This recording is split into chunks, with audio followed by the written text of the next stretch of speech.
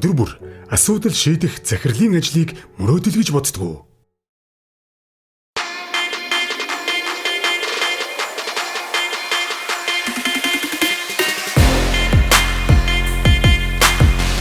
Гэвч мэрэгжил бүхэнд гоо сайхан үнцэн бий.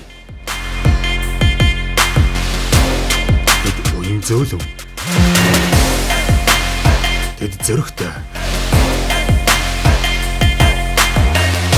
Тэд хурцтай.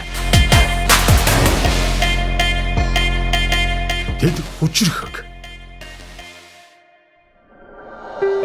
Хамгийн гол нь тэдэнд өөрийн хөдөлмөрөөр бий болгосон орлого, нэр төр бас аз жаргалтай гэр бүл бий.